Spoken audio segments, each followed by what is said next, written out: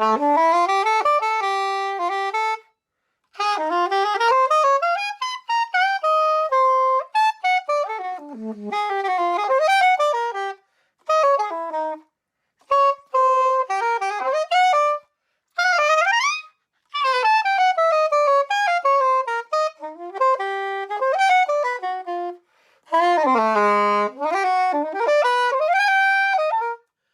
everybody, welcome Saxophone Geeks to a little follow-up on the metal soprano mouthpiece. So I'm going to talk a little bit about this. This mouthpiece was kind of an experiment and kind of a bust. And we're going to talk about why, you know what that all means, and take a quick look at the mouthpiece, and we'll try some different reads on it. Ultimately, I like how it plays, but we'll talk about what happened, how it went, refacing this mouthpiece, which was no small task. We'll talk about all that stuff, so let's take a quick look. So this is a very neat, all-original soprano mouthpiece by Selmer. It came with its original box. I have the original box. This mouthpiece, as you can see, is a C star, which is one of the smallest sizes they made back in the day. Very stock classical mouthpiece. Came with its original mouthpiece cover, clip cover thing, which is really weird, and I'm not a huge fan of it, but there it is, mint condition. And it came with its original little Selmer ligature, which is quite lovely and in excellent shape. I mean, none of this was ever played. This is an unplayed mouthpiece. If you'll remember, I did a little show and tell video on it, and we threw a reed on it. But it's a very shallow mouthpiece, and so the plan was to have it refaced. Open it up. As open as you can go. And I've done this with rubber mouthpieces, the tenor mouthpieces, some of them from a C star open. But I've had repair guys in the past tell me, you know, look, the smaller the mouthpiece, the less room you have to open it up, and that's obvious. One of the things that's going on with this mouthpiece is that I'll take this off of here so I could show you. But this mouthpiece, hopefully the glue doesn't stick, I hate that. But this mouthpiece has a very large bite plate underneath. That's a hard rubber bite plate or whatever material they use that goes all the way down. It's a big oval on this mouthpiece. It goes all the way like this here. And what you're in danger of doing, and this happens on Auto Link mouthpieces and the old metal Gardala mouthpiece, the brass Gardala mouthpieces, sometimes when you do the refacing and the reshaping, you break through the metal and you end up at the bite plate, which is not where we want to be. But that's what happened. And Adam Nywood, who's an old friend of mine, an excellent mouthpiece guy, an excellent saxophonist, and really in the know, knows what he's doing. He really felt bad. He said, I can't. We went through the bite plate, and as you can see, we did indeed. Right in the center there, you could see that's the bite plate showing through. What are you going to do? Adam's thing was, he's like, look, I got it as open as I could get it, and then working the baffle, you know, you really want the baffle at a pretty reasonable place. You know, you don't want the baffle way high up here. There's a trick to looking through the mouthpiece to get an idea of how much baffle you really want. And Adam said to me, he's like, look, man, it's a trade-off. He said, I didn't really want it to sound like garbage. You know, if you leave too much baffle in there, it's going to sound bright and shrill and tinny, and soprano's hard enough. So he did what he felt he needed to do. He brought the baffle down to a pretty reasonable point, but unfortunately we poked through. Now, that's perfectly smooth right there. I don't think this affects how the mouthpiece plays at all. Yes, you could leak air, right? I'm not that worried about it. So then the question is, how do we feel about the mouthpiece itself? Pretty cool. I like it. It is a little smaller than the rubber one that soloist that I'm currently playing on the soprano, meaning I think this only made it to 62 thousandths of an inch, kind of topped out there. I think that the primary rubber soloist that I'm using, done by Peter Scott, is probably more open than that, like 65 or 66 or 67 thousandths. So this is probably a whole full size smaller, maybe something like that. But I like how it plays, and it's powerful. It's really interesting. This mouthpiece really gives something to the soprano that I wasn't expecting. And it's a fairly similar internal shape to the rubber one. It's not too different. I think that the initial chamber in here is a little larger, and if you look through at the circle part, the the circle, the inner circle, if you will, that's a little larger than on the rubber piece, so it's a hard comparison to make. But what I'm finding is that it's really a powerful mouthpiece. I'm going to throw a few different reeds on it to give you an idea of how it's playing. That first reed you just heard is kind of an older reed. I'm playing the the Adario Jazz Select on Filed 4 Soft on this mouthpiece at the moment, and I'm finding it pretty comfortable and pretty relaxed here. Palm keys come out. It's pretty cool. Let's put another reed on. One of the things I got to say, you know, Adam's a great refacer and does a great job, and he understands what I like facing lengthwise and those kind of things. You know, we went through the baffle to the bite plate. I'm not that upset about it. It happens. You know, I cheaped out. I got a very good deal on this, under $200 for a blank. That's great. There just wasn't enough room to reface it as open as you would want, and that happens. If I had bought a more open one, like an E or an F, then you'd have more room, because they were done differently at the factory, and you're not trying to open quite as far, maybe, right? But it's still a danger. It's still a danger with these bite plates. I'm not worried about it. It's an experiment, you know. To get a more open mouthpiece to start with, you're talking $500, $600, $700. They're very, very expensive. Even the later ones. I mean, this isn't that old. This is from the late 70s, early 80s, probably, when this was actually made, but they're still very expensive nowadays. So this was my way to get into it. What I find is, so far, I kind of like how it sounds.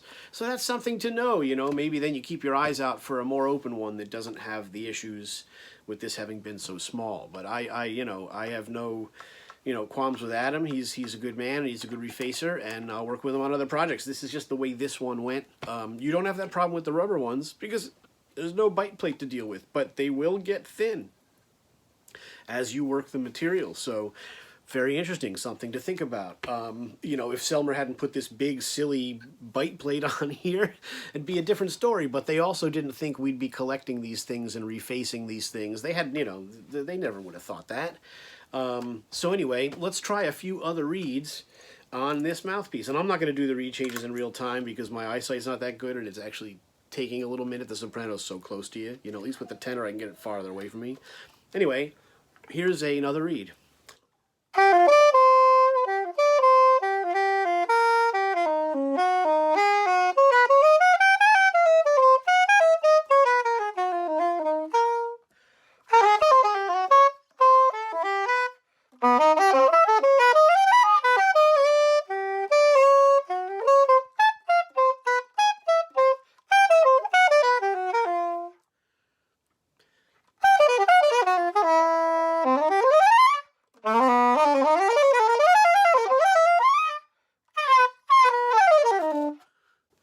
Yeah, that's an older reed. We'll try another one.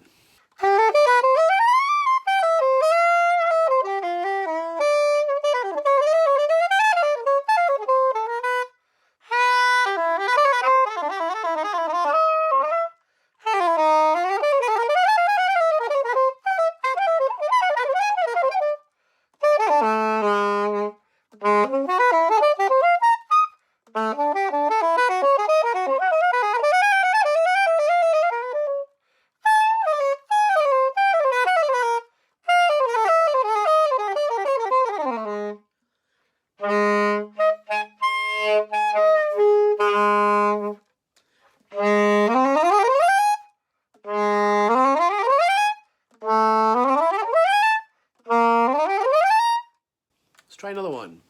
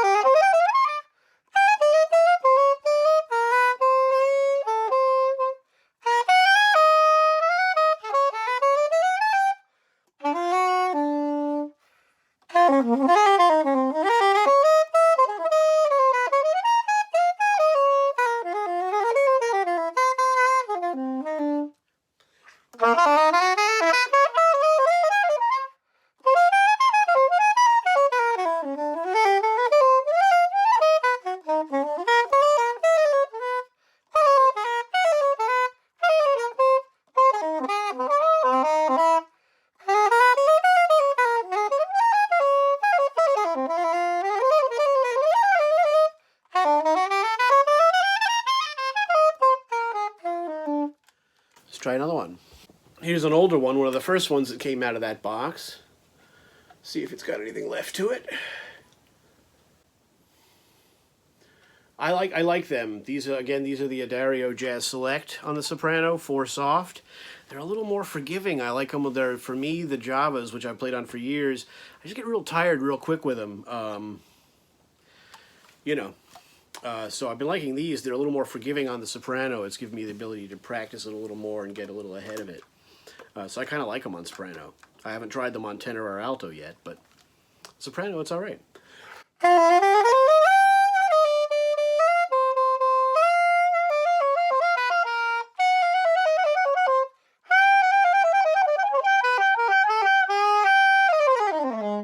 See, that's what you run into in a at a bit of a softer, smaller opening.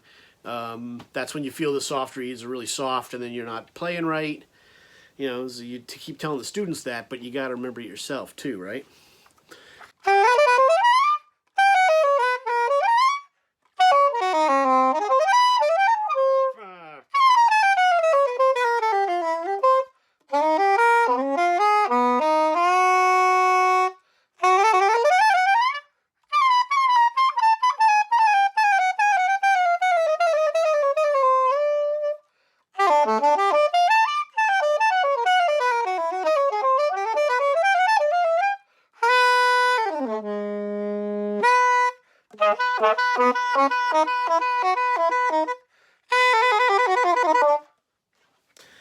Pretty soft. There's not a lot left of that one. Let's try one more here. This one is one of the last few to come out of the box, meaning the newest ones. So let's see. This one played pretty good the other night. See how she plays today. Weather's been changing back and forth, so that wreaks havoc on them.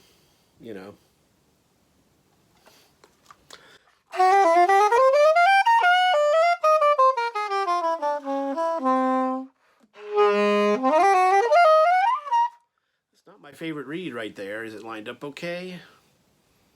Yeah, it's pushed back a little bit. My eyesight's getting to the point where now I'm having a hard time lining reeds up. But I'm not getting glasses. Not yet. I'm not ready for that. Almost. Okay, that's a little better. It's a real thin tip rail he did on this one. A little thinner than he usually does, but again, I think that has to do with where it ended up and how much baffle needed to be removed. I think that's just a part of where it's at. Yeah, getting that lined up a little better made a difference, right?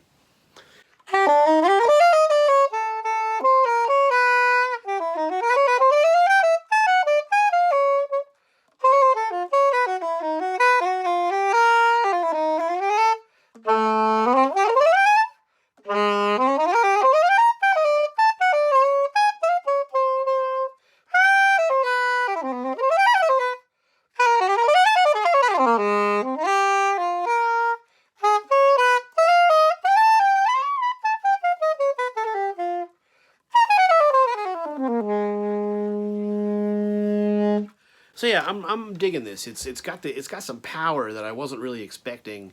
Who knows why? Design, facing work, maybe because Adam had to leave so much baffle in there. It's a little brighter, but it doesn't sound shrill. I think the tone is pretty cool. So quite a big surprise. This little interesting dealie, this little Soprano jewel of a mouthpiece. So it didn't go quite as planned, but we did end up with a fairly playable mouthpiece. I'm not worried about poking through the baffle to the bite plate. It's not a big deal, Again, I got a pretty good deal on this blank, and that's what happens, right? It was a risk. It's a risky mouthpiece. It was a shot in the dark, and we got something that actually plays pretty cool that I think I'll be able to use, and that's all you can ask for, right? Out of a vintage Soprano sax mouthpiece with the ligature and everything. So this is neat. This is the cap goes on like this here. It's just like a modern. There's a lot of modern versions that are plastic, so that you don't damage your mouthpiece. But it just slides on like this, and there you go. It's unfortunately pretty loose. depending upon where the ligature is. And I tried tightening it, but then it was too difficult to get on there. So I don't know. Eventually, if I really end up using this mouthpiece, I'm going to have to seek out another cap, which happens. But anyway, that's how that goes. There's your Selmer C-star opened up soprano piece. Who knows what the opening now is? Maybe like a 5-star or a 6? Maybe a 6. I don't know. 62, I'm not really sure what that is. But anyway, for a soprano opening. But anyway, that's what it was. This was 40 thousandths of an inch. So Adam got this from a 40 to 62, which is a lot. That's 4 sizes, right? You know, call it, 4-star to 5, 5-star, 6, 6-star, whatever, whatever the equivalency is. And that's really far to take a mouthpiece. And with this crazy baffle thing on it, that's where the trouble you end up with. Par for the course, Who knows? You could go out and buy a very valuable, large size of this, have it refaced and opened up, and have the same dang problem. Who knows, right? Certainly Selmer never expected us to still be playing and working on and using these damn things. So there you go.